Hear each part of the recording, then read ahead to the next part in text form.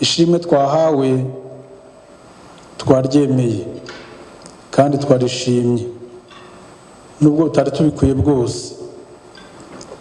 Urebye ubukana bwa Jenoside yakorewe Abatutsi mu 1994 yari ifite, urebye umubare w'Abatutsi bapfuye mu gihe gito, nta gikorwa cy'indashyikirwa cyakozwe, kandi cyakozwe cyose si umuntu wagikoze ku ngufu ze cyangwa ku mbaraga ze, ahubwo ni Imana bidufashijemo. Niyo rero igomba gukura, niyo igomba guhabwa ikuzo n'icyubahiro, twebwe tugaca bugufi.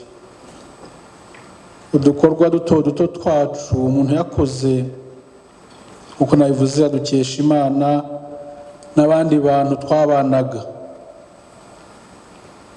Ku giti cyanjye ndagira ngo nshimire impunzi twabanye mu gihe cya Jenoside yakorewe Abatutsi, cyane cyane abapadiri twabanaga mu kigo cyitiriwe Mutagatifu Paulo i Kigali, uko twagabanye imirimo, buri wese agakora icyo yarashoboye muri icyo gihe n'icyo yari yemerewe n'imiterere ye.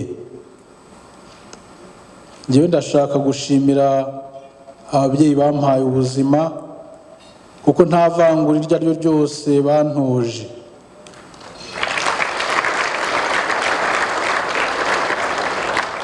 Twiga kunira umunyarwanda mu gitondo ukuntu igomba kubaka umuryango, nahise mbatekereza ndabasabira.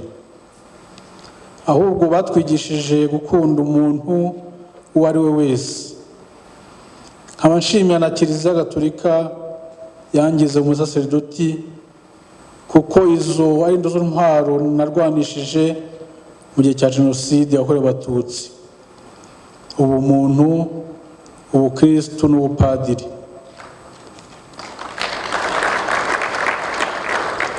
Nkaba ngira ngo nsubize na ruriya rubyiruko rwa mu gitondo rurwaye iriya ndwara twabonye rwakomeretse kuriya, nta kindi kizabakiza ni ubumuntu n'ubukristo. Nkaba ngira ngo nsabe abateraniye aha ngaha bose kugira ngo bakomeze dusabire, kugira ngo turinde neza igihango dushinzwe cy'Abanyarwanda, tukirinde ibyonnyi, tukirinde abanzi bacyo, tukirwaneho igihe gitewe n'abanzi. Twe kumera nka wa muzamu w'ijoro ngo shebuja yari afite urugendo rwo mu ndege, ku kazi nijoro asinzira ndetse aranarota. Bukeye abwira shebuja ati, databuja, nakuroteye nabi kandi nkabya inzozi. Narose ko indege uri bugendemo iri bukora impanuka. Shebuja asubira ku rugendo, kuko indege ari kugendamo irahanuka, bose barapfa. Shebuja mu gitondo ahamagara umuzamu we, amuhemba amafaranga menshi cyane amushimira, ariko amwandikira n'ibaruwa imwirukana, kuko yari umuzamu mubi usinzira kugeza n'aho arota.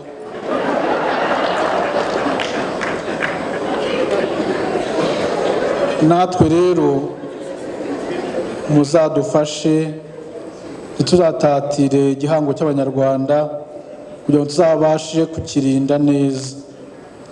Natwe muzadufashe ntituzarotane igihango cy'Abanyarwanda, tuzabe koko ishami rya Ndi Umunyarwanda.